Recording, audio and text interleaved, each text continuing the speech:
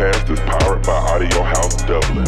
I just love looking at that camera because it's so like out of the way. I know I've got my boy over here. The day one. I like making things different. I'll just do that every Top of your head. Yeah, it's just gonna be like your face is peeping in. gas. Welcome back to the Sold Out Podcast, episode number 42, with your main bitch, Erica Cody. Probably don't really need any introduction. You know, people more than likely know who you are rather than us. So Bloody hope so. exactly. So they know us if all. you're listening, if you're listening. So I suppose though, for those who don't, do you want to just give like a brief kind of introduction? Yeah. So I'm Erica Cody. I'm a singer, songwriter, producer from Dublin. I'm 22, and I have a great head of hair. Indeed. Yeah. But don't touch it. But don't touch it. Just noticed your jumper, yeah. Yes. Oh, gas. So this is the new merch. Hey, plugging it. Yeah, plugging it. So obviously this podcast we're recording before the album drops and before the gig. Yeah. But it's going to be put out after, so Cool. I guess we can do like a little bit of a deep dive into Savage. everything. So if you were there, Yeah. hope you had a good time. Yes, I hope you all did. Exactly. Hope you all came. Yeah, exactly. Yeah, it's always weird when you talk about this in advance. Yeah. But yeah, I mean, I suppose I wanted to kick off with like just the standard question of like how you got into it and all that. Yeah. Obviously. Jesus. So it kind of goes back to when I was a kid, from like the age of 3. That's when I started the Billy Barry thing came into play, and I was always singing, I was always dancing, I was always playing sport. Yeah. I was big into sport, big into basketball, because my dad, he's an ex-pro player. So he came over here in like the 80s. Okay. To the whole like professional basketball Where's he thing. from? He's from South Carolina. Okay. Yeah. Yeah. So yeah, my mom was really sporty as well. Like she was a gymnast, squash, tennis. So it's all in the family. Like It was just all in the genes. Nobody Yeah. sang. So I think as soon as I was like, oh, I want to be a singer, they were like, what the hell yeah. is this going to like entail? So long story short, anyway, I'd been playing basketball and juggling music as well. Like it was constantly the two. So like I'd be going from like stage school to a basketball game. Mad. Yeah. Like that was literally just my weekends. Yeah. All the time. And school or whatever you were at college or whatever you but were like, doing. you know, school was school. Yeah, exactly. Yeah. That was more like my 9 to 5. Yeah. But yeah, so as I was playing basketball, I started playing at like a really high level. I was playing Super League, had no life, 5 nights a week, games on the weekends. And it was just a lot. And I was in college, I was in BIM, trying to do my thing, trying to like be out here, you know. Yeah. Doing bits. Yeah, so then I think I was 18 or 19. Yeah, and I was playing a match, and I mean, I was juggling a hell of a lot, like falling behind in college work, just wanted to be an R&B singer. Exactly, yeah. Like, but wanted to play basketball, and it was because it was always with the two. I found like music was always my therapy, and basketball was my outlet. Yeah, so that just kind of got me away from everything for like 2 hours for 3 nights a week or whatever it was. So then I was playing a match, and then I went one way and the ball went the other way, and then my knee was gone. It's like all I remember because I was out of it on gas in the ambulance. Yeah, so I got to A&E. They were like, "Yeah, you're fine, you're grand," and I was like, "Oh, okay, this is great. I'll be back in like 2 weeks." Yeah. Thinking I'd be grand. Yeah. And then it turned out I tore my ACL after like getting an MRI. And I think it was a blessing in disguise in a way, because I just think it was my body talking to me, being like, "Hey, you need to sit down and think about what you want to do with your life." That's the lecture I was getting from my body. And how long ago was this? This was 2 years ago now. Okay, crazy. Yeah. Yeah. So I think when that happened, it was a long road back to recovery. Like it's a year long. And I was like, what am I going to do with my year? Because I know for a fact I'm not going to be playing sport. So I need to it just clicked. I was like, I need to put everything into music and try and make this shit work. And did you ever think like to actually go back into the sport or? Yeah, well, in the meantime, I was on a scholarship in DIT. Yeah. So they had helped like with my recovery and everything. So I went back and I played again for the last year of my scholarship. Yeah. But I just wasn't the same after getting injured. So I was like, but in the meantime, like that whole summer, like I'd been working on gigs and a live set. And that's taken off. So yeah. And then since then it was just like what you put in is what you get out, basically. So I just put literally everything I had into music, took any gig. Yeah. Like you name it, I've probably done it at this point. Yeah. And I just stayed at home and I just locked myself in a cave, just wrote a load of shit And I was just like, no, it's going to happen. It's going to take a while, but it's going to happen. Like, started literally from the ground up. Met my manager. I met her the year before.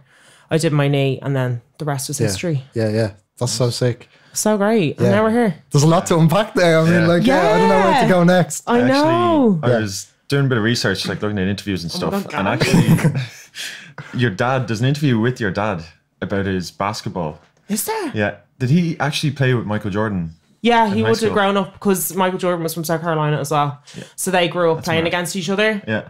Like at varsity level and stuff. Yeah. And then my dad, he was drafted to the Utah Jazz Yeah. when he came out of college. And then he broke his ankle. And he already had an old ankle injury, I think. So it was just they just tore up his contract and were like, you're going overseas. Okay. And then Ireland was like the next best thing back then. Back in the 80s, it was huge. It was like the first sport over here. It was crazy. Yeah. So they kind of set the tone as well for the culture, I suppose, too, because like there wasn't 6'4" black men walking around the streets of Dublin. People were like, "What is going on? Like, why are these guys here?" And it was all to do with basketball, and then the community was huge as well in itself. So Yeah. it's crazy. Kendrick Lamar's dad was here as well. It says in the article. Kendrick Lamar. That's crazy. His dad was playing here as well. Apparently. His dad. Yeah. Kendrick Lamar's dad plays basketball. Apparently he was playing here. I'm learning It's in so the article, much already. Yeah. That this article. I know I was doing research on What you, but this article is article this? was like, whoa. My parents always managed to like come up in some fucking way. It's gas. That's crazy. I hope I haven't got that wrong, but I'm nearly Is it- sure it says that in the article. Kenny Perkins, maybe, no? Yeah. Kenny Perkins, yeah. His That's dad. crazy. Yeah. Or is that his dad's name? Oh my God, I'm That's so bad. Kendrick's dad's name, I think. Kung Fu Kenny. I think you're thinking of a different. No, you're thinking of a different guy. Really? I think so. Yeah. That would be crazy though if that was Because true. his son is playing in the NBA now, and he used to play over here. Okay. Maybe And my then they're brain like, just "Oh, you're straight Kenny away Perkins' jumped. dad," and they're like, Yeah. That would be sick though. Probably my Yeah. brain just hoping it was. Yeah. Yeah, I don't think that was Kendrick's dad, unfortunately. It's one of my dad's mates, and I feel really bad for not remembering his name, but I'm pretty sure it's Kenny Perkins as far as I can remember. Yeah, that name does ring. Yeah, because his dad came over here in the 80s as well. But now his son is playing in the NBA back in America. So he obviously like went home. Did came the back thing and had a baby. Yeah. Yeah. There you go. So back to you, I suppose. Back to me, Dad. But like, because it sounds really interesting in terms of when you were beginning. Did you start out? Because obviously your sound and all is like become this massive thing. Like, so how did you get like your start? Was it like, just you in your bedroom? Was it like guitar, piano, like that It's sort so of funny buzz? because like all my inspiration comes pretty much from my dad's taste in music. Okay. Hi, Dad. Sorry. I feel like he's about to walk in or something. He's actually my guy. No, I'm joking. But yeah, a lot of inspiration. I remember one day he sat me down for like 3 hours on the computer and like just went through all 80s and 90s R&B. And it's literally what I am. Yeah. When you were a kid, today. like. Exactly, yeah. But like, listen, my mom, that's where my mom and my dad like met in the middle, like was their music taste. Like my mom was into Queen Latifah, Foxy Brown, TLC, and so was my dad. So I get a lot of my inspiration from their music tastes, especially from the 90s. It's what I still listen to new music, but like it's always what I go back to. Yeah. Like always, like I could listen to like new music for like a week and then I'm like, okay. Yeah, need to go back though. Yeah. So no, but I started out pretty much because I got a guitar when I was 10 because my mom was sick. She had cancer. So I started like keeping a journal. She's fine now, thank God. But I started keeping a journal and then the journal kind of turned into poems. I started writing poetry. So I was writing from the age of 8 anyway. I was writing like lyrics and whatever. Yeah. Did you ever show these like teachers or anything like that? Or like no. Okay. No, it was more I remember my dad said I'd written a song when I was really young and it was called New York, New York. I had like this fascination with America from a really young age. I think it's just because my dad was American. I was like, oh my God, like nobody else in school has an American dad but me, who's 6'4" and plays basketball. Like I'm the coolest kid ever. Yeah. So so I got the guitar and then I noticed from my poems started turning into songs as soon as I was able to pick up a guitar. Now listen, it was all fucking stupid chords or whatever it was. Yeah. And just all makey uppy stuff. But in my eyes, I was like, oh my God, I'm literally the next Mariah. This is amazing. So I'm joking.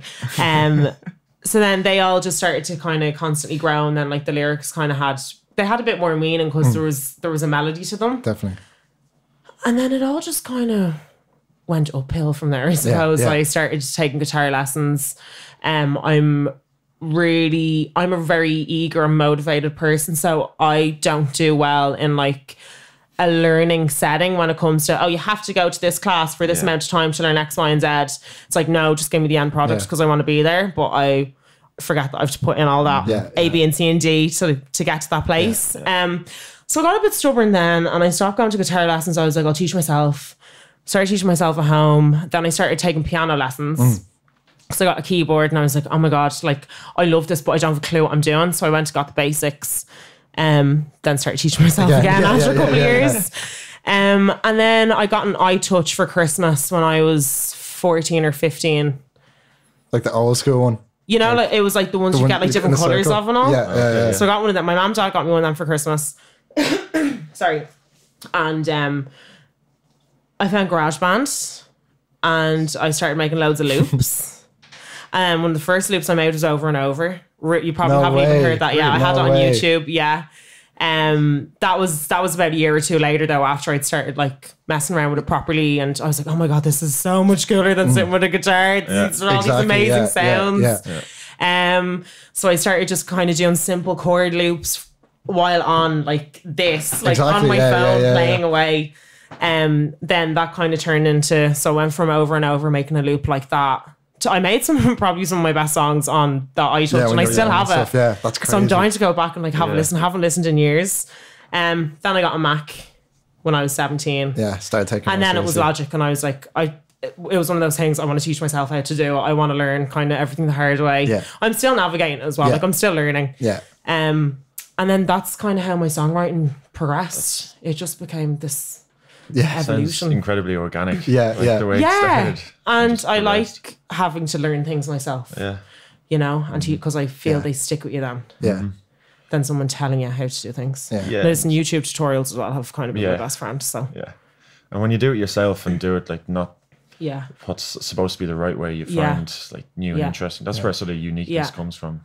Exactly. And I think when it comes to like being a singer, a songwriter, and a producer all in kind of one, it's like I feel like sometimes I put a bit of pressure on myself because I'm like, no, because I'm a perfectionist. I'm like, this has to be great, and has to make sense. But I've kind of reached a place now. I'm like, okay, I'm only one person. I can only do so much. It's okay to ask for help and you know, collaborate and do whatever. So it's just kind of gotten to a point. I've started using samples a lot now. Yeah. So I'll use them for like writing purposes. When I solely just want to focus on songwriting, those songs may never get used, or I might have them in like a different kind of setting or way. I might pick up a guitar, piano, and rework them. But that's definitely a next step I want to take in terms of like my growth. Is definitely I want to hone in more on songwriting instead of doing the two, because I focus on the two a lot. Yeah. So it's kind of like you kind of have to separate the two sometimes and focus on one and then focus on the other, and then bring them together. I think that's the only way you can grow by collaborating. So you know, it's important. So at the moment, you've built your own like home studio, have you? Yes. I saw that. My granddad Clem's house. We love you, Clem. Shout out. Shout out to Clem.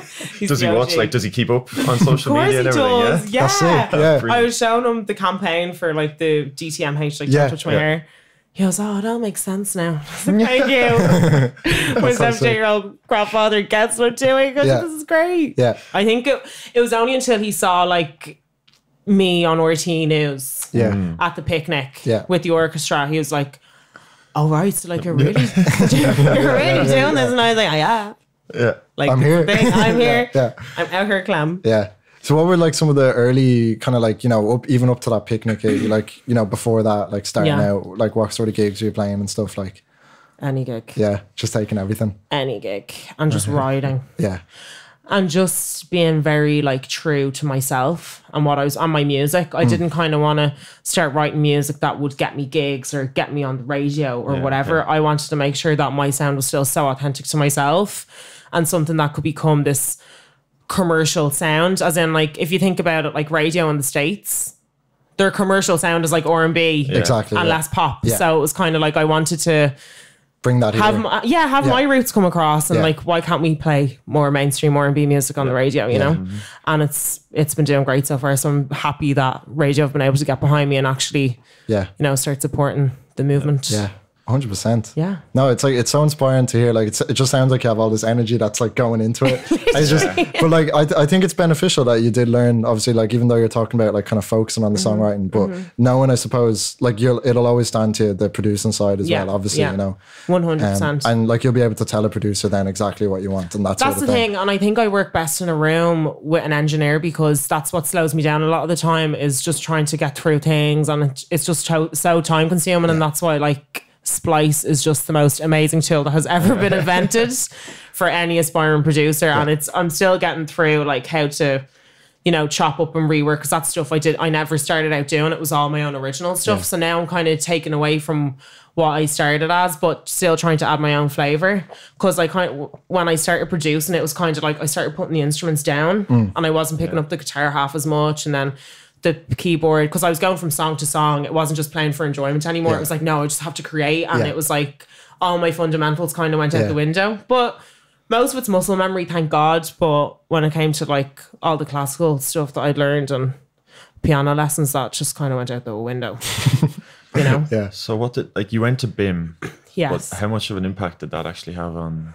It's one of those things, what you put in, you get out. Yeah. So if you're going to go to BIM and think you're going to come out being a lovely little pop star or a superstar, think again. Yeah, it's not going to be like... Because you have to build your own career. Like, no, like, I don't think people stress that enough. As in, you can go to and do a business degree and you'll come out and you'll get a job or whatever. But like, you literally have to come out of this and build your own business, which is exactly what I'm doing now with the likes of DTMH and everything else in between, from music to having the studio, having it as a space for people to come over and collaborate.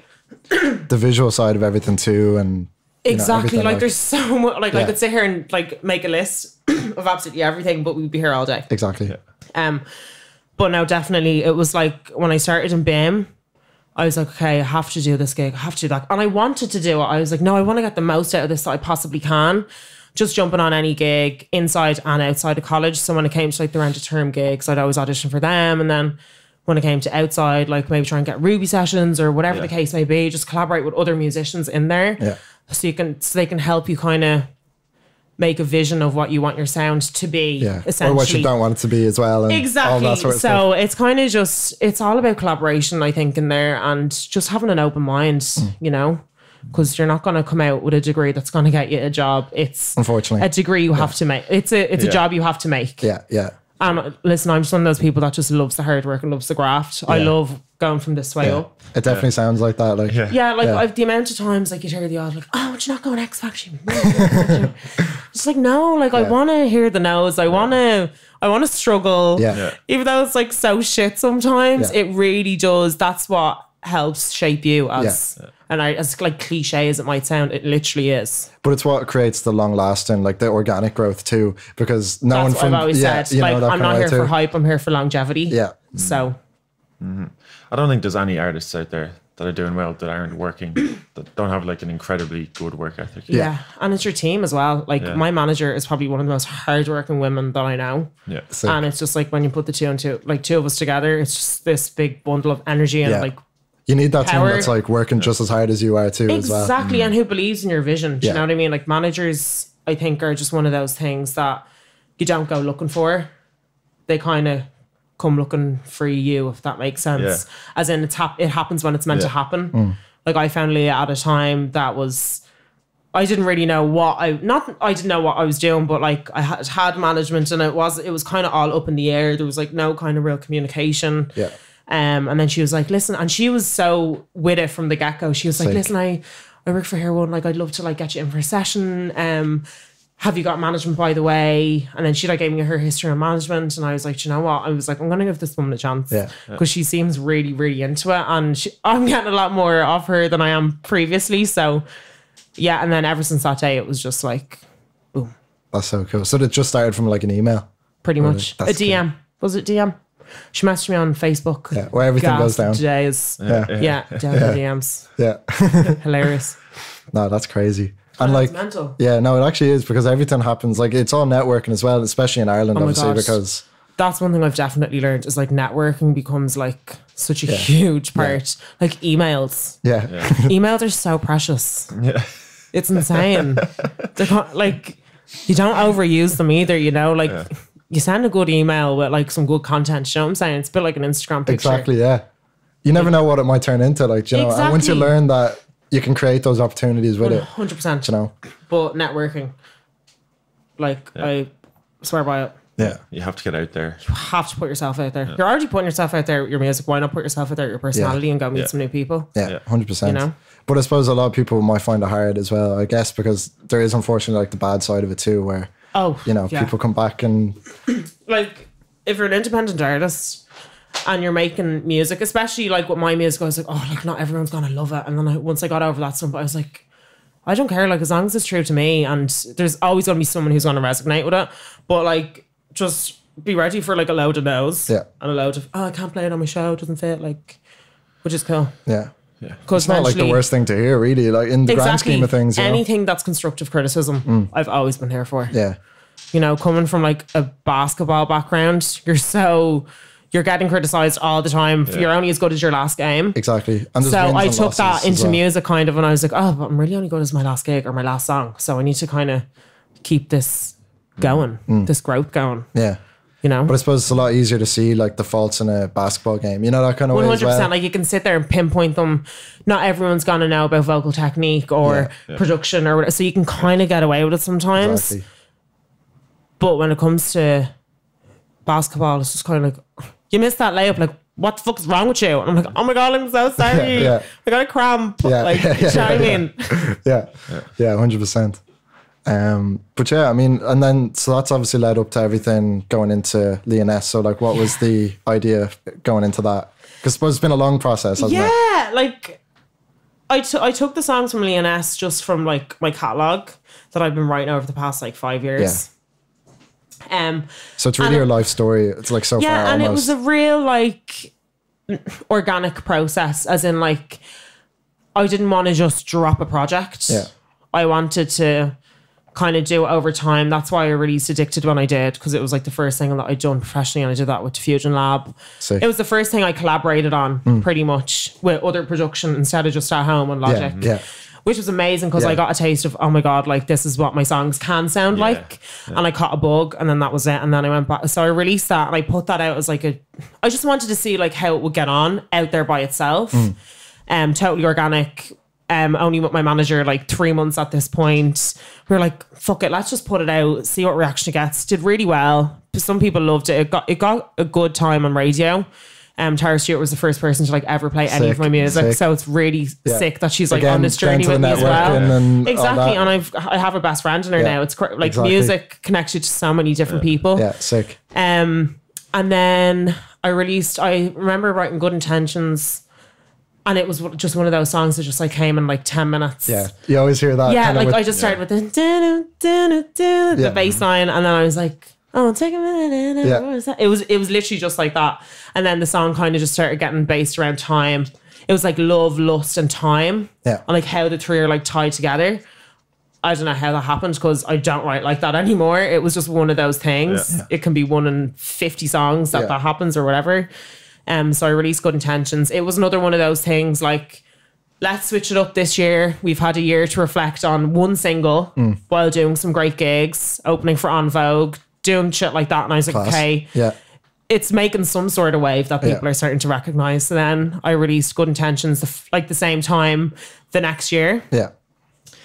That did amazingly organically. That got like 100,000 streams in like 3 months, which was huge for me. Like I'd never imagined doing numbers like that so early in my career on Spotify, with no major label, no push, just me and my manager just sitting up until all hours of the morning, her consoling me. I'm like, I'm not going to do well. Like, it's going to be a mess. Like having breakdowns. And then to getting 100,000 streams was just, to me, I was like, that's my million. You know? But such a relief. And it was such a huge milestone for me. And then off Good Intentions, was that last year? Yeah, oh my God, Good Intentions last year. And then it was just an insane year. It was crazy. And everything like. Yeah, and it all just happened so quick. And I think it's because I went into that year and I was like, you know what? Let's just leave her sit there and see how she gets on. Having no expectations and not putting pressure on myself, because at the end of the day, this is a job that you have to love to do, because it's really tough. And if you don't enjoy it, well then it'll just be like the day this ever feels like a job, I don't know if I'll be able to do it anymore. But the problem is as well, you're often coming from a job or from something that's already drained you. Exactly. So if you're feeling like that going into this as well, then and it's just like, so much can happen in a year. Yeah. Especially in this industry. Like patience is a big thing, I suppose, as well, which is probably difficult. I was literally just about to get that. If there's anything, one major thing that Leah has taught me is patience. She was like, no, like your songs are your children. Like they don't go anywhere unless they are ready. I was like, oh my gosh, it's so right. Wow, epiphany. So time and patience have literally just been the main two characters on my side for the most part, because after last year, that gave me a real kick up the ass, and I was like, okay, I'm ready for 2019, and I'm ready to drop this EP. It was just the right time. It wasn't right for it to come out last year. And you could tell you've laid that foundation now. And exactly, and it was a nice little solid foundation, but I only want to keep building and building and building from there. Still, again, not going into this year with any expectations. I just want people to enjoy the music, leave it sit with them. You know, it is what it is. You either like it or you don't. Hopefully she'll do well on Spotify. Would be sound. That would be sound, because I'm currently in the process of being unemployed. So yeah. Fun. The tales of being an indie artist. Exactly. It's fantastic. Yeah. It's scary, but it's really exciting at the same time. Yeah, no, 100%. What have been some of the most exciting, like you talked about the 100,000 streams. Yeah. Was there anything else even like really early on that did like give you that confidence to like really pursue it? I think it was just after my knee. I was like, okay. It was just that, like, it was just a sign. It was just almost kind of a wake up call, because it was just kind of like, okay, like Erica, if you wanted to pursue basketball, you would have been in the States trying to pursue it, doing a 4-year degree, playing in college, doing that thing. But it was like that never kind of appealed to me, because I didn't. Not that it didn't appeal to me, but it was just like, do I want to go to college for 4 years and do a degree that I don't enjoy while having to dedicate my whole life to basketball? I wasn't ready to make that jump. And I know there's so many other girls out there that would have jumped at that opportunity. And I was just like, it's not for me. I'd rather stay at home, be able to do a degree I absolutely love while getting to do both. Yeah. So I think when the whole thing with my knee happened, it was just kind of like, okay, you made the right decision. And it was just like, you're not making money from basketball. Not that music's about money, but it's a career path that I wanted to take. And if I can work doing something I absolutely love, that's just a bonus. Yeah, it made more sense, I suppose. Yeah. Because there is the days that like you're absolutely broke and like cannot afford your bus fare while releasing an EP. Yeah. Do you know what I'm saying? Yeah. And a clothing Real line. talk. And the merch and like modelling and everything, like, so. Yeah, guys, so make sure you go buy my merch. Is that going to be sold at the gig? Yeah, hopefully you got one. Yes, I'm... Yeah, so I'm selling / I have hopefully sold. It's sold out. Don't bother. Yeah. Guys, it's sold out. You can't get any. Yeah. Go on sale on eBay. What am I talking about? Resell. Yeah, exactly. Yeah. Easy season. Yeah. 12. So hopefully I sold a load of them at the headliner. Yeah. Because I'm only selling them at the headliner. Yeah. And then they're going online, because this isn't just the first drop, guys. Like DTMH is going global. Sick. You know what I'm saying? Yeah. We got tote bags. We got stickers. Won't get into stickers because I forgot to give you your sticker today. Cut. It's over. No, I actually will get you a sticker though. Sick. He's come to the gig on Thursday. I'm joking. So we got tote bags, stickers, crew necks, and me. What more Most did you importantly, want? yeah. And obviously the EP actually drops the next day then as well. Yeah. So it's like a headliner listening party type vibe. Sick. Nice. Might do a few new tunes. Lovely. You're doing it with a band as well, are you? Yeah, full band. Sick. So it's gonna be like, lads, these songs sound totally like, I fucking love live music. Like, love it. Hearing your songs come from production. I've listened to these songs only produced for the past year, and having gone into rehearsals for the past like 4 or 5 weeks has just been the most refreshing thing ever, and it just makes you fall in love with it all over again. So I'm like, oh my God, I can't wait to take this out to festivals. I can't wait to tour. I can't wait to do the whole thing. Because it's back to kind of where your songs started. Yeah, 100%. It's like full circle. Exactly. Yeah. Everything's full circle. Yeah. I love it. Yeah. How big a band are you playing with? So it's just me and then Tommy Salami from Super Silly. He's playing drums. Okay, yeah. He's amazing. He's my MD. And then Anderson. Okay. He's fantastic. Keyboard player. He's playing 3 keyboards in the night. Well, I hope he played 3. Yeah, yeah, exactly. He told me he was playing 3. Yeah, yeah. So we're going to go with 3. Yeah. If not 2, but that's still a lot more keyboards than I can play. Exactly, yeah. No, that's crazy. Yeah, no, they're amazing. I'm super, super thankful for them. They're just so hardworking. Yeah. It just makes it so much more worthwhile when there's people that are there purely for the music and not for a clock from this time to this time, you know? Yeah. It's just love and we're And there. you're building those relationships again, and you know, exactly. everything like that, And the same, like, we've all grown up in the same scene, you know? Like, I remember writing Over and Over was the same time the Hair Squad were coming out, and then obviously there was Profound at the time, which is my brother crazy. Jafaris. It's insane, and it's full circle. Yeah, exactly. You know? Yeah, no, it is crazy. So it's so beautiful to see it, like the scene finessing how it is now. Yeah. Like, And the fact you worked with Diffusion on it. Yeah. like they're such a huge part of my journey. Anyway, they're the ones who have like opened my eyes to collaborating production. Yeah, that seems to be what they're just so good at. We were talking to Rushes the other day. Oh, it's insane. They're worth that. Check out last week's episode. Yeah. Plugs. I just love looking at that camera. Because it's so like out of the way. I know I've got my boy over here. But like, the day one. I like making things different. I'll just do that every Top of your head. Yeah, it's just gonna be like your face is peeping in. gas. Thumbnail. Yeah, exactly. Oh my god, can I do a thumbnail? That's the promo. Buy it. Oh, it's got the nice Erica Cody on the back. Yeah, sorry. yes. And then we got the back. I don't know where. Oh yeah, no problem. Yeah. There we go. Oh my god, I'm such a plugger. I feel like Jake Paul or something. I swear. Yeah. Do it all you want. So there we go. GTMH campaign is now live. Go buy a crew neck, tote bag, be sustainable. Well, And there's some they're all sold out physicals after as the well. gig at the moment. Yeah, so sorry Hate about that. you. Yeah. Hate that. Stinger. But there's some physicals as well of the EP. Oh my isn't god, it? yeah, sorry. There's physicals there as well. Yeah, more plugs. More vlogs, more merch, more music, Yeah. more me. God. Yeah. Look at you. Wow.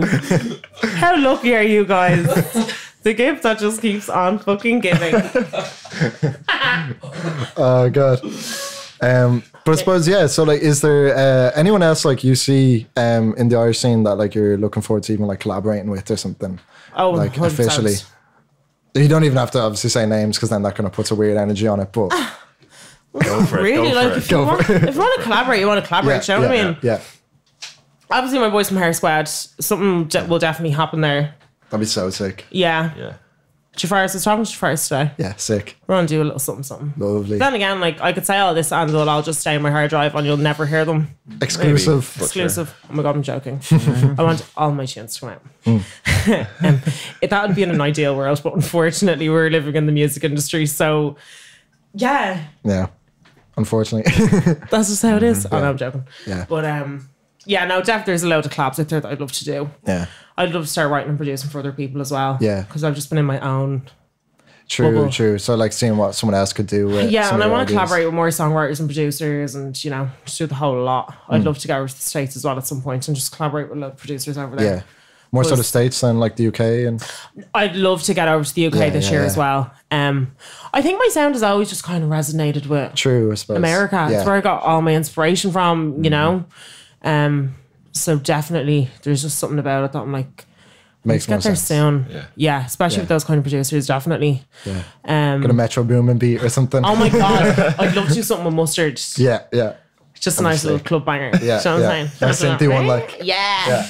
Oh, I love a good synth line. I used to start all my songs with a bass line. Yeah. Pretty much all the songs on Lovin' On Me were started with a synth line. Lovin' On Me, oh my god, that's one of my songs, guys, off the EP. Wow, I didn't mean to do that. Off Leoness. Yeah. All most of the songs off Leoness were started with a synth line. That's what I meant to say. Dropping the exclusives here. Drop Exactly. exclusives. So her dropping merchant exclusives, y'all. Yeah.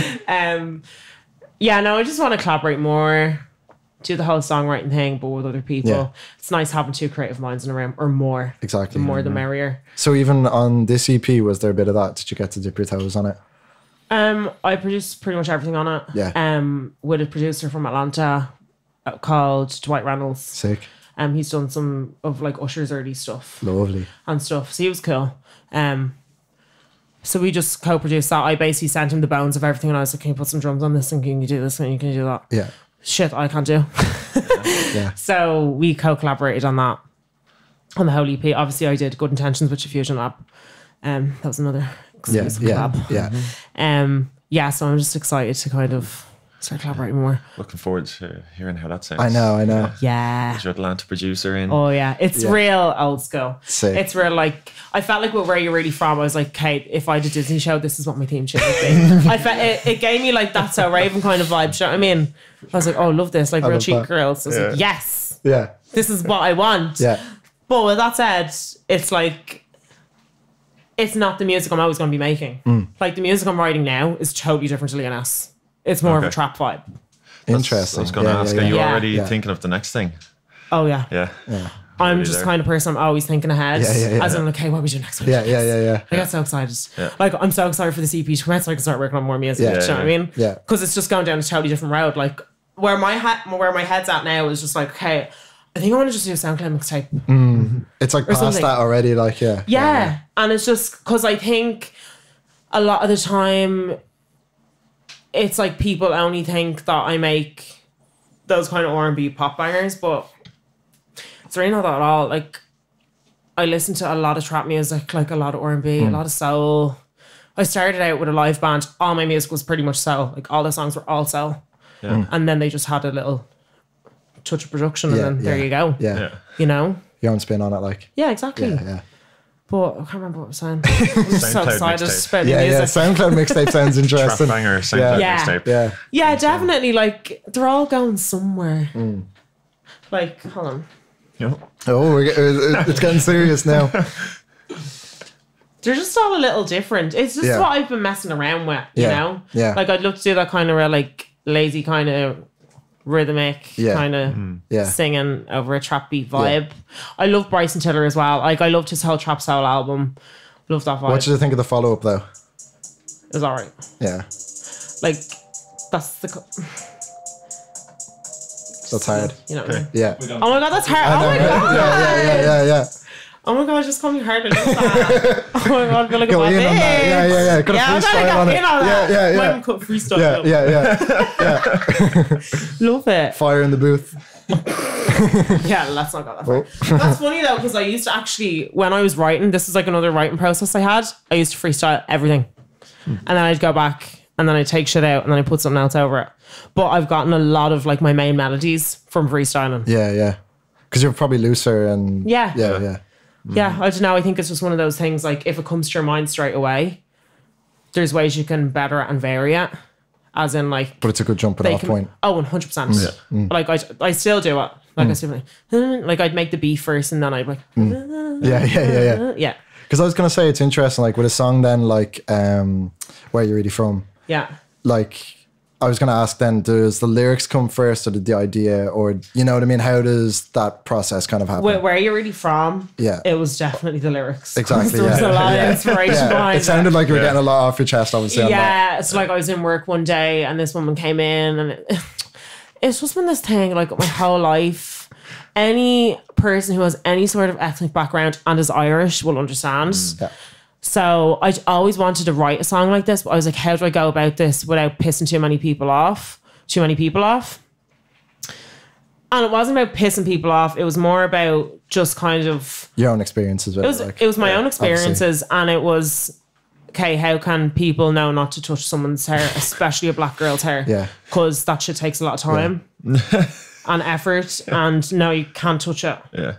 Especially if you're a stranger. Listen, I've no problem with any of you guys. If you're like, Erica, like, I'm like, yeah, no, that's cool because we're sitting here and we're getting to know each other and we're having a conversation. And like, not the first thing you don't ask me is, where are you really from? Yeah. And if I tell you Baldoyle, it's not good enough. No, where are you really from? Because it's not, oh, where are you really from? I'd be like, yeah, no, I'm from Baldoyle. I know, but like, where are you really from? And it's like, just gets a weird tone off it straight away, you know. It just comes across really ignorant and I'm just not here for it anymore. Yeah.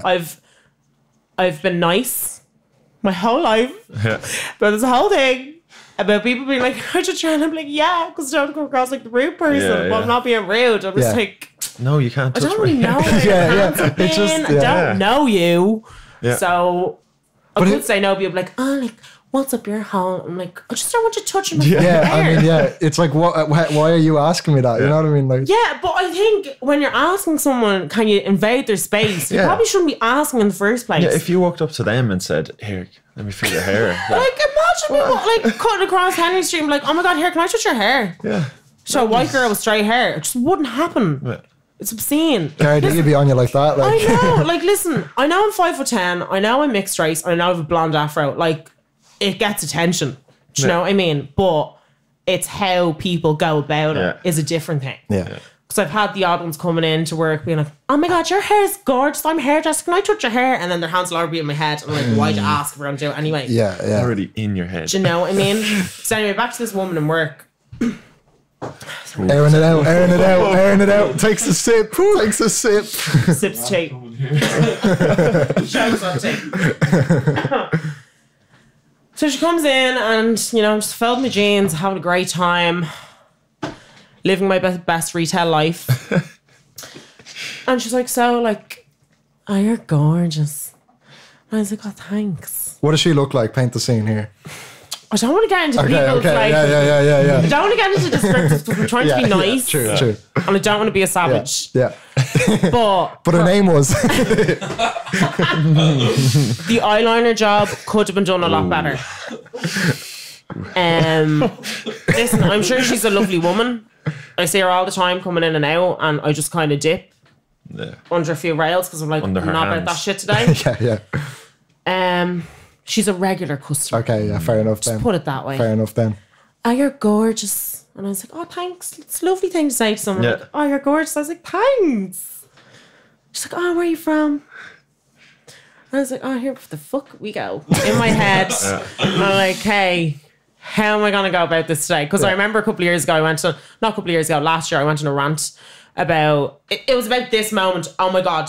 Wait, was that last year?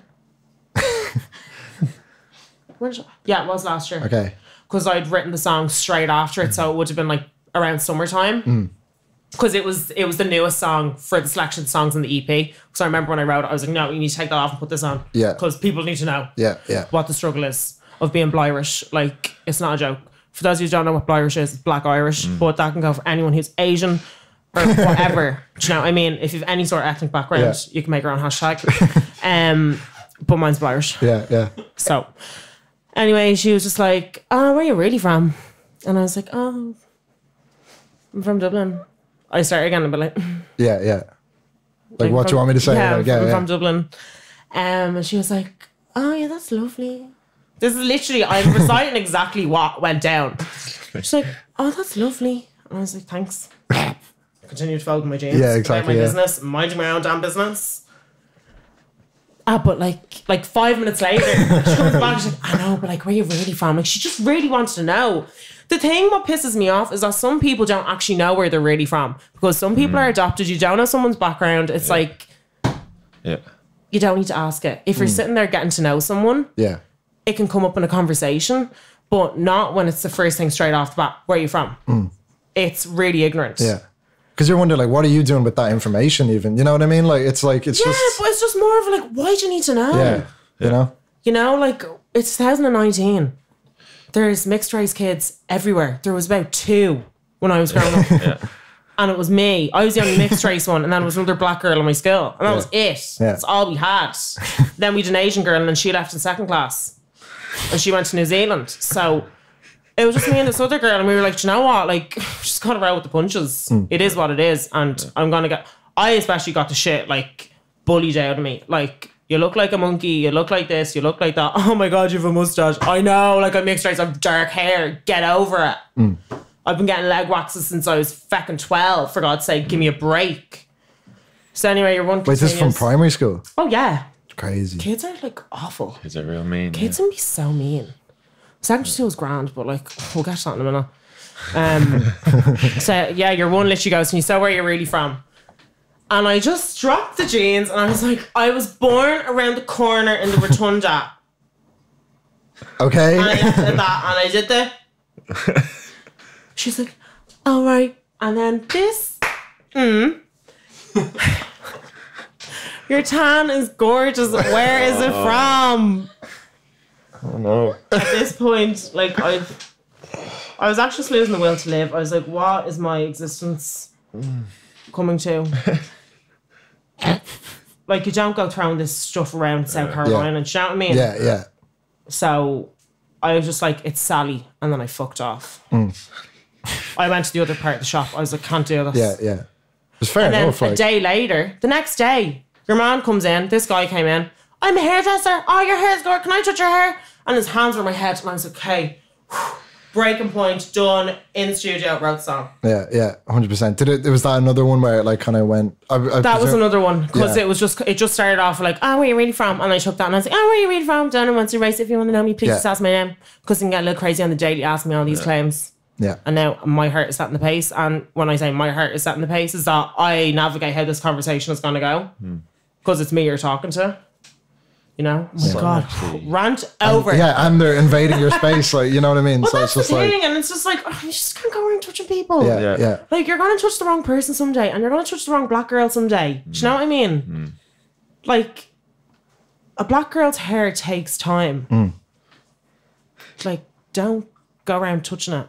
It's just so weird. Yeah, it's just so weird. You know what I mean? Though, yeah. And then when it came, so after I'd written Where You're Really From, like, the whole DTMH thing didn't just like come to light. This has happened like over the space of like the past like 6 months. Because the more I was thinking about the EP and everything, I was just kind of like, oh, don't touch my hair. And I had it in my Instagram bio for a really long time before I'd even thought of the whole concept. Yeah. And I was like, oh my God, like, that could like be my thing. Yeah. I was going to say, it's really clever how then you like turned it 180 and like empowered it. And because the way I took the whole DTMH thing, because I kind of wanted to become a like, oh, DTMH, like, can't be arsed. Do you know what I mean? Yeah. But with that said, it's like, I'm not the only person who's faced adversity growing up in this country. There's so many other people, regardless of your ethnicity, your sexuality, whatever the case may be. If you have faced adversity, don't touch my hair. It doesn't stand for me. It stands for you as well. Like, you are part of this whole thing. It's not about like, just don't be going around touching a black girl's hair. Like, it is that, but it's coming from a place of I never grew up having somebody coming out saying, don't touch my hair, only up until Solange was like, don't touch my hair. And then I was like, oh my God, like, it's actually, it's okay for me to say no. There's so much more meaning to it. Yeah. There's an underlying message too, obviously. Yeah, exactly. Yeah. And like, when I was growing up, it was just kind of like, I had to grow to love my hair. It wasn't something I just loved overnight. I'd come home to my mom, I'd cry, I'd be like, you need to straighten my hair. Like, I just can't take it anymore. Like, so dramatic, but so wanting to be honest normal, you know? And it was just like, how do I do that? And it was only as I got into like 4th year in secondary school, I was like, I'll start wearing my hair down. I used to wear my hair in 2 braids or multiple braids, like Jaja Binks. Or it'd be in a bun, a high ponytail or a high bun. It was always up. I never had it down. Hated wearing my hair down. It'd only be coming down for like family occasions, because my mom was like, oh, like, show off gorgeous hair. And I'm like, no, you don't understand. It was something I had to grow to love. Yeah. So as I grew to love it, it was a more of an appreciation for it. And I was like, wait, people are actually liking me now because I have this hair? Because I went from people hating me for being different and being mixed race. In school. And from primary school. Yeah. So I'm coming into secondary school to people wanting to be my friends. So I was like, what am I doing? I think my personality had a lot to play in that. Thank God. Yeah. But it came with not taking any bullshit anymore and not letting people think they can just like walk all over me and have their say, because that's not what it was about anymore.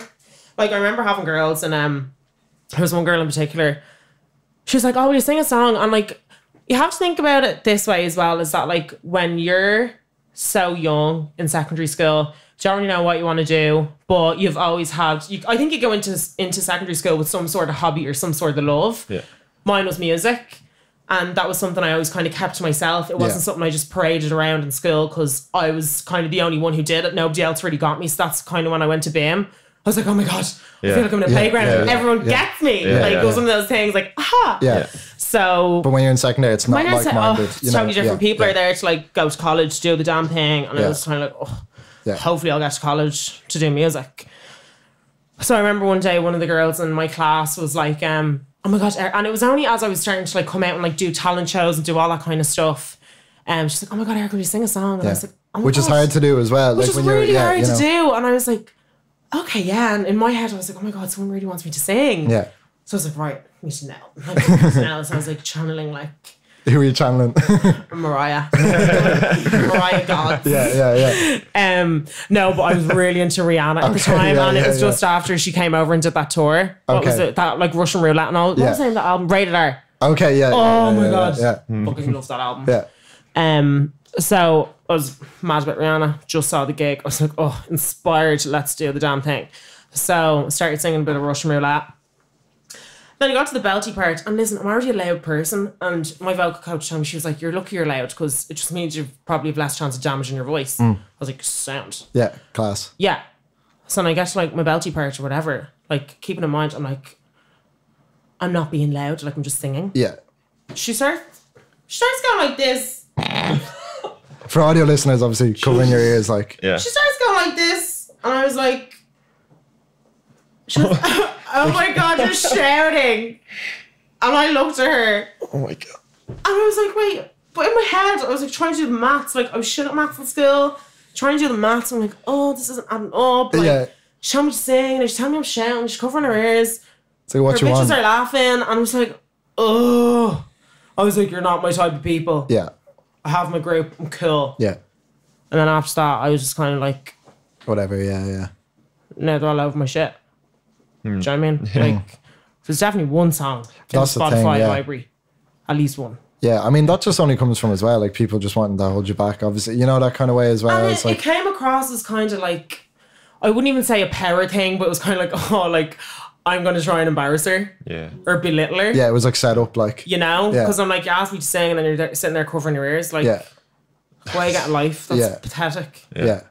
Sip stay. Yeah. Actually quite surprised at how tame the song is after hearing all this. Yeah. could have went. Has to go on radio as well. So I just threw one shit in there. That was it. It was, but where you're really from, it was more of a story. Yeah. You know, it was more about just talking about my experiences growing up as a young Black Irish woman. Because for so long, I didn't get it. And I didn't get what my heritage was. Like, even after being over with my family in the States and being so aware of where I come from, it was just kind of like I had to write the song. Even though I don't really mention, like, the States.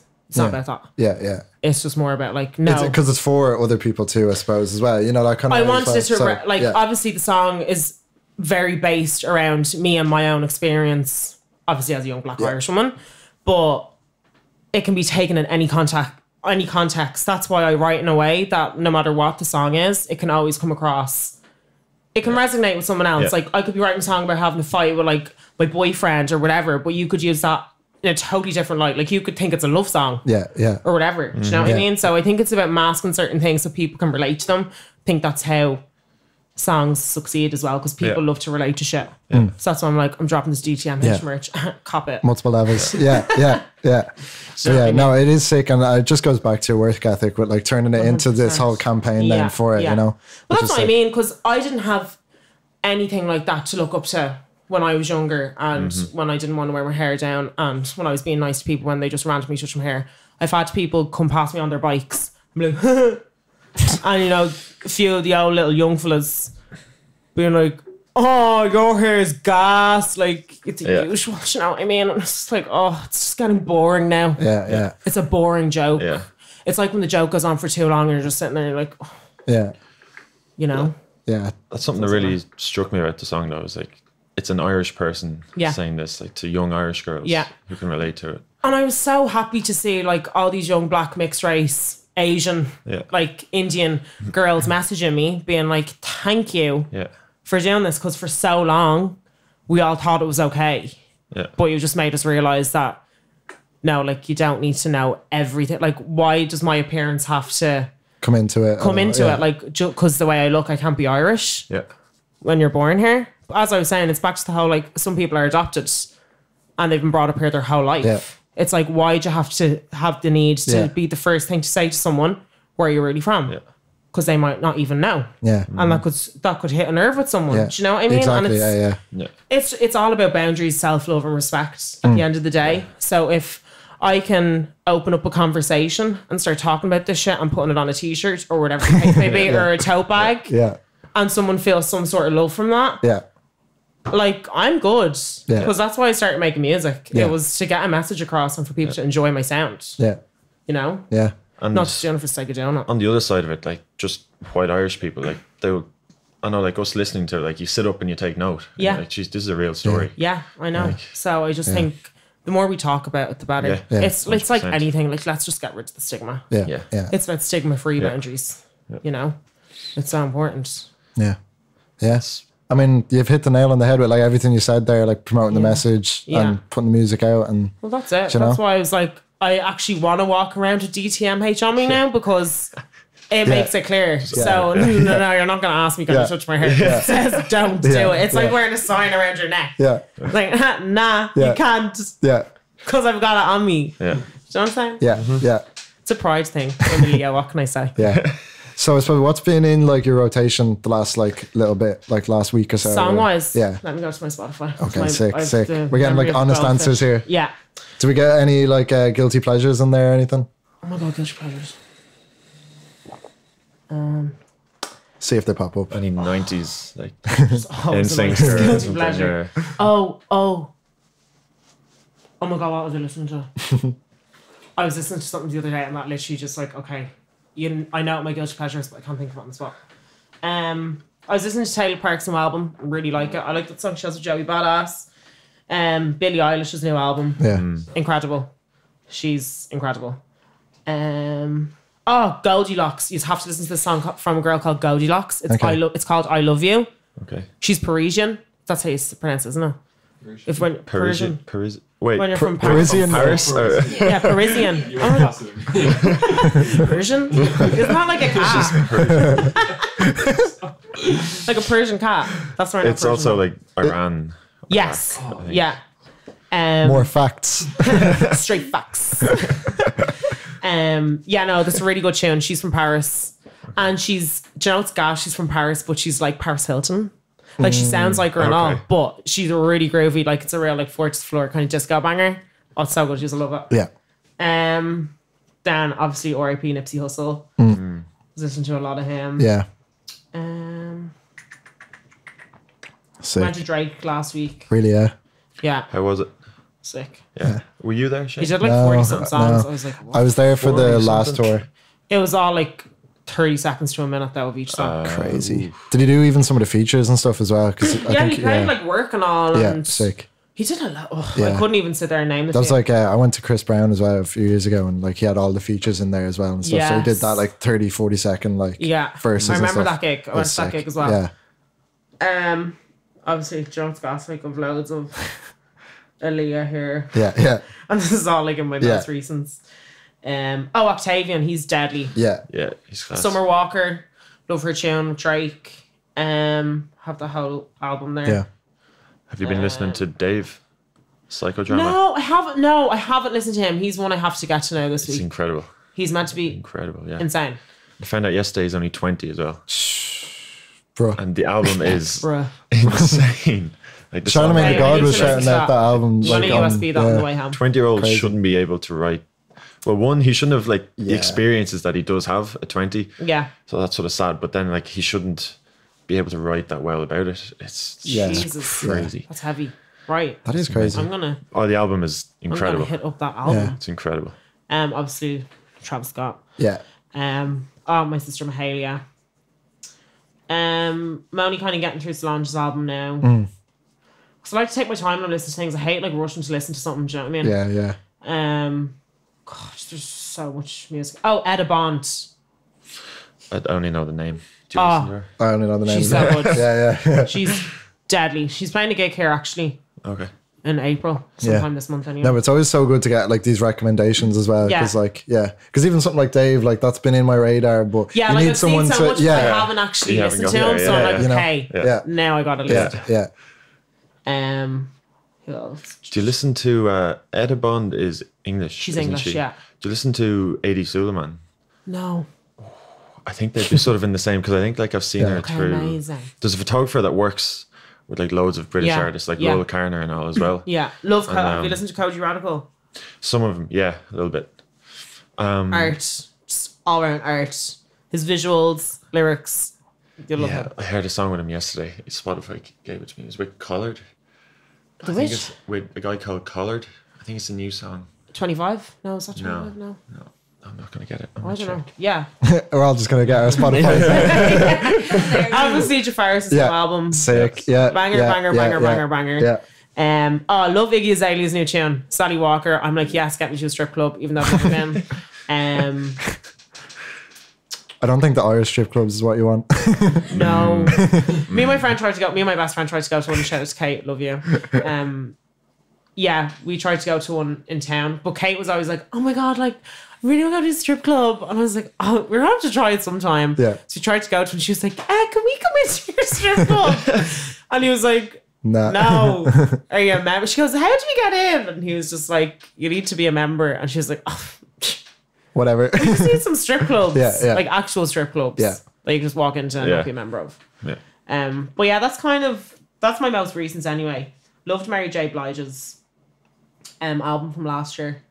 Sick. Oh, Kehlani's new mixtape. Okay. Beautiful.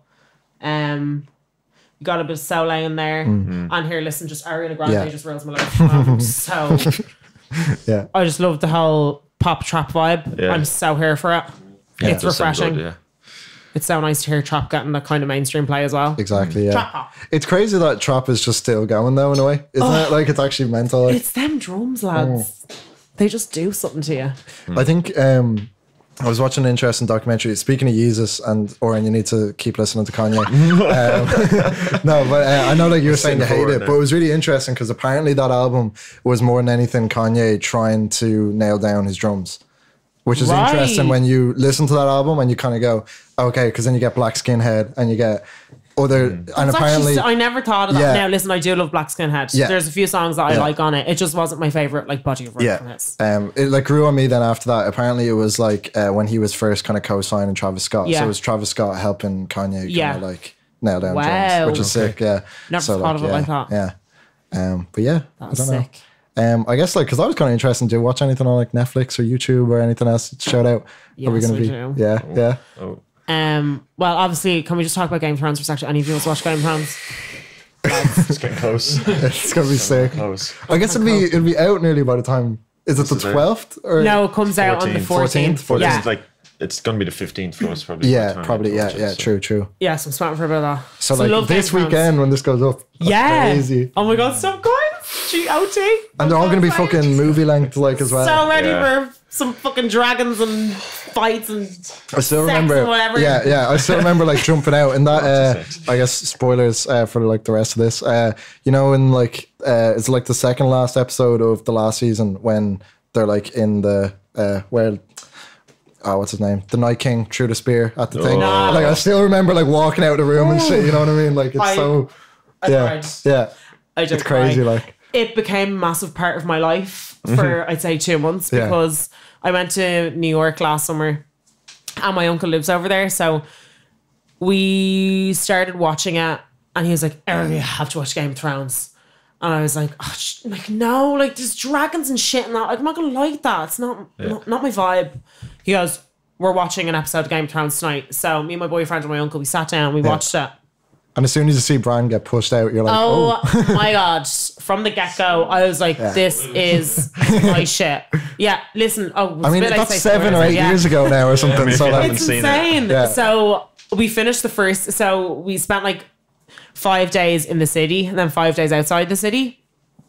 So for those last 5 days, it was literally, we got up, did like sightseeing from like 9 until 6. Then we meet my uncle after work and then we go back to his apartment and watch it from like 8 until like 3 o'clock in the morning. Nice. So it was like we finished the first season within like 3 days or something crazy. So then I got home and I was like, oh my God, like, so I good. can't sleep at night not knowing what's happening. Yeah. I finished it in about a month and a half. Yeah. So then when I finished that, I started going on to like obviously Stranger Things, Orange is the New Black, all those. Yeah. The OA, I love. Okay. DOA. Yeah, it's a mind fuck. It's great though. Is it on Netflix as well? It's on Sick, Netflix. yeah. What else is there on Netflix? What do you watch? My whole Netflix too, she's gonna laugh. It's stand-up comedy and murder documentaries. And it's like true crime and murder documentaries all over it. Yeah. Because my dad was just like obsessed with the ID channel and Discovery Channel. Yeah. And like, oh, wives that kill. And It goes from that then to like aliens though, and you know that kind of shit as well. Like true believer. There's definitely something out there. I think we live in a simulation. Definitely. Have you watched the one about Behind the Curve? No. Oh, that's Behind the Curve. Sounds really familiar though. It is a like common phrase. So if somebody's sort of like slower behind the curve, but this is about like Americans not believing in the Earth being round, the flat Earth army. See, I can't get on. I can't believe that. I can't. Where you can't No, believe do that you know- the Earth is I can't round, believe or you the Earth can't. is flat. No, I believe no, it's okay. round, and I believe. Whoa, Erica! Whoa! whoa! We gave you a platform. If you're gonna come on, I've been told to use whatever platform you possibly can. I'm joking. yeah. No, I don't believe in that. Yeah. The Earth is flat shit. I think that's just ridiculous. Do you know about like to me the flat Earth thing seems like? Do you know about the this thing about like white power? Did you see that? I saw that the other day. Okay. So like you know that thing that people do where they put the It's like okay, that. yeah, and they get to punch you, right? Yeah. So I think it was like 4chan made a meme that meant white power, and it never meant white power. Obviously, it was only ever I get to punch you in Because the that's arm. what I was wondering. Because my boyfriend does that to me all the time. He'd be like, like, shit, I can't. Exactly right. But then I saw that and I was like, don't you ever put that finger down there again. So basically what happened was they made a meme and it was like their inside joke that it meant white power. Obviously it never did. But then enough people thought it meant white power, and then some people in white power actually started using it. So now it's like, does it mean white power anymore? And I think that's what happened with flat earth. I think some people started believing flat earth as a meme because once you start going to them like, no, it can't be flat because of this, and this, like they've already won. Like they're getting their entertainment They're out like, of you. oh no. But then I feel flat. like there's another 20,000 of them that actually do believe it now. Do you know that kind of way? Listen, it just wouldn't surprise me if we were all in a little globe and there was someone playing The Sims. That's how I put it. Yeah. You never know. Yeah. You really don't Can know. I keep going on my rant about the Elon Musk theory on that? About Sims. I've heard a lot of shit about Elon Musk. I've heard a lot about like Azealia Banks and Elon Musk. I don't know what's going on there. I don't know what's going on there, but his thing is, so if you think about if there's an original reality and they make a simulation, they're going to make more than one simulation. So the chances are you're not in the real universe once one simulation's been made because they're going to make more than one. Yeah. And then more simulations inside the simulation. Oh my god, guys, this is like Inception. Mind blown on a Friday. Yeah. You didn't We learned come a here lot. for this. But it's like, oh my god, we're talking about simulation. Oh, the OA. Back to that. Okay. That was a full circle. Circle, yeah. Full fucking circle. Because Shane was on one there. So brought it back You never nicely. see simulation. No, the OA. Okay.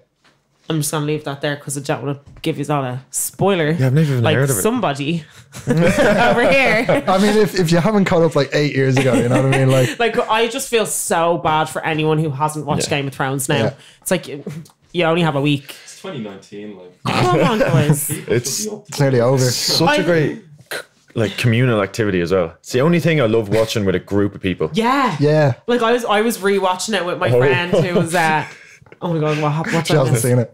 Oh, First 4 episodes the first season. I loved it. oh girl, like I'm sorry, just your whole experience.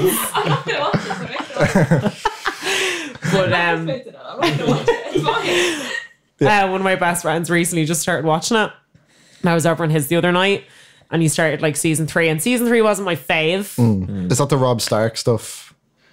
That's season 4, I think. Okay. Because I had asked one of the other So guys that was before there, that. and he was like, "No, that's season 4," and I was like, "Cool." Cool. But he had just started watching it, and I remember sitting there because there was like 3 of us in the room, and I was like, "Oh my god, like, I love her," because I'd forgotten everyone pretty much because I binged it so much. Yeah. So I need to just kind of get back into the Yeah. game, Damn. the Game of Thrones. Yeah. Do you want to like shout out anything in particular? Anybody? Any? Buy my merch. Yeah. It's sold out. Oh yeah, sorry guys. Sold out. Yeah. Look out for the restock. Yeah. Online. What was some of the questions you wanted to ask from Instagram? Oh yeah, so Beta was. I guess we'll close at that then. I don't have my phone, but it was something along the lines of it's charging somewhere. Hold on, He was basically saying that. Do you ever feel like I guess you get put in a box for your sound right now? And let me get the question, but it was something. Go on that for a minute. Here, will I find it for you on my phone? Yeah, actually, that'd be sick. I sent it to you as well because I didn't want to kind of misinterpret his question. Exactly. I wanted to give you a heads up about it because I feel like it was a good question. Yeah, I did too. No. Shout out to Beta da Silva. Shout out to Beta. Yeah. I'm going to be hitting him up straight after. Yeah, this do. interview. Obviously, catch Erica Cody on the Big Bad Show Friday mornings, RT Pulse. So basically, so how do you deal with people who seem to put you in a box? I have to like change the pronouns because you're clearly capable of flourishing into different sounds. And then you said to come by RT. Yeah, I think... Yes, I will be coming by RT Bella. That is a promise. Yeah. I think the whole thing with the pigeonholing thing, I'm just going to bring it back to, I think a lot of people within the industry sometimes still don't take women as seriously when it comes to the likes of, how am I going to put this? I just feel like, especially when you're a young Black Irish woman, you have to work twice as hard. I know it might sound a bit ridiculous, but it's true. Yeah. And I think you're kind of put in a box already, like no matter what music you make. If you're Black, some media will just take, they're in the urban scene. And it's happened I've seen it happen so many times. Like, I remember one time there was a write-up and Soleil was on it. I think was it me on Soleil? I can't remember. But anyway, they had basically said, R&B hip-hop singer Soleil was, and she, like... It just strikes a nerve now because it's just like give credit where credit is due and don't just try and pigeonhole us because we're Black and whatever and we're female or you think we won't say nothing. Like that shit's out the window. Yeah, 100%. So I think it's just that it's just society. I think we're growing. That's for sure. But Especially there's still a long way to go. I guess, as well, do you know what I mean? So I think it's always going to be a thing of, but she just makes R&B pop music. Yeah. When that's not the case. It's like I'm sitting here with you guys tonight having an in-depth conversation about my music and what music I want to make. And I don't want to make just R&B pop bangers all the time. Like I want to do a bit of everything. I want to do loads more fusions. I want to do like jazz, hip hop fusions. Like there's so much shit out there that I want to get my hands on and start writing to. That all comes down to who you know and what and just the time, like you're timing, so young, but like and being put in the right room with the right people. Exactly. And when you're an independent artist, you don't have access to all that because a lot of shit costs money, and it's not as in you don't have a major label behind you just being like, hey, go write with this person or you go there and we'll just give them credit. Like it's cool. It's not like that when you're independent. You know, you have to do every single thing yourself and put yourself in those situations with the right people. So the pigeonholing thing, unfortunately, that's just how things are here sometimes, but listen, there's always room for change. Yeah. And I know, and everybody else who knows my music and knows me as a person knows that that's not just what I want to do. Yeah. There's a lot more shit that I want to do. Yeah. Like I'd love to make like a banger with YG. Do you know what I mean? There's other shit I want to do than just making R&B pop music. I feel like I'm ranting, but I'm not. It's just it's so hard when you get pigeonholed. I think you can just hear how passionate you are about it. Yeah. I think Listen, I'm just passionate about music. Actually, can we close with maybe like some advice you have for younger artists coming up? Because you're about to drop like that debut project, which is obviously like a huge step career-wise. So maybe for some of those artists who haven't put out their first project yet, you know, and still in that phase, I suppose. Take your time. Don't rush. Don't rush your craft. If you're doing an apprenticeship and you're an electrician, you're not going to rush it. Yeah. Do you know what I mean? Like sit there, take your time, write a fucking catalogue, like get your songs together, start collaborating with other people, bring them to other people. Take the constructive criticism. Jesus Christ, if I can stress anything, be able to take constructive criticism, because there's nothing worse than if you're upcoming and you can't take criticism because it just won't put you in a good light. People are just like, oh, they're difficult, like I don't want to work with them. And that's just how it is. It's that cutthroat. be confident 100% and be confident in your sound and what you want to portray. And I think the main thing for me when I was coming up was what makes me different to the next person, because there's always going to be someone wanting to do what you're doing. Yeah. You're not the only one in the world. Yeah. You're not the only girl in the world. You're not the only female Irish mixed race R&B singer. Do you know what I mean? Yeah. There's always going to be someone. So you have to put it in a way that what makes you different to that person and what's different about your story that you can make people understand. Like the whole thing with me has always been about my hair and people touching my hair. And now I can make that a conversation. Yeah. That only you can too. You know, Exactly. so- But people can resonate with it in a different way. Yeah. But if you're just an upcoming artist, like have a part-time job, be ready to invest. This is all the shit things that people don't like to talk Time about, like and money. and sacrifice. A lot of your and- time and money on your social life straight out the window. And just believe. I know it sounds so cliche, but if you don't believe in yourself, who else will? Because you're the person who has to put a story out there and have people believe your story and what your music's about. Yeah. It's so important. Like your story is just as important as your music, because especially if you're a songwriter, that's where your inspiration is coming from. Yeah. You know, so important. Yeah. But just keep grinding. Yeah. And like I started out with covers on YouTube. That's what I started doing. Yeah. And I used to do them every time my mom left the house. And I used to like hide my songwriting book under my pillow and be like, don't look at my songwriting book under my pillow. And she'd be like, I won't. Like, straight in. So I used to always, that was the only time I felt comfortable. And it's like things like that are all part of your growth. Like sitting there in front of a camera and putting it on YouTube. That's huge. That's massive. That's putting yourself out there. Especially, like it took me so long to even sing my own original music. Yeah. Because I was like, oh my God, like it's like a diary. It's like it's so personal. And then as soon as I started singing my own original music, everything else went out the window. Yeah. 100%. Because I was like, okay, like this feels right. And it's a feeling. Yeah. It's not just singing a song. It's like you're putting yourself out there to the world. It's on the internet. It's going to be there forever. My kids are going to see my Instagram pictures someday probably. Do you know what I mean? Crazy. Yeah. Yeah, insane. Yeah. Yeah. They're going to see this podcast. Oh my God, hi future children. This is your mom. Whole family's getting a shout out. I hope you got my merch, children. All future family. Oh, God. Yeah, I mean, I don't even know how to close this. Like, we could just keep going for like ages. You're really good. I love Honest shit to God. like- This Do you know has what I probably mean? been like one of my faves. Yeah, no, Ooh, really so appreciate it. fun. Really appreciate it. So happy we can make this Yeah, happen. I mean, we need to do it again soon because, like, we didn't love even that. touch on like the dancing side, the modeling side. Like, you know, Let's talk about it. The more you have, the better.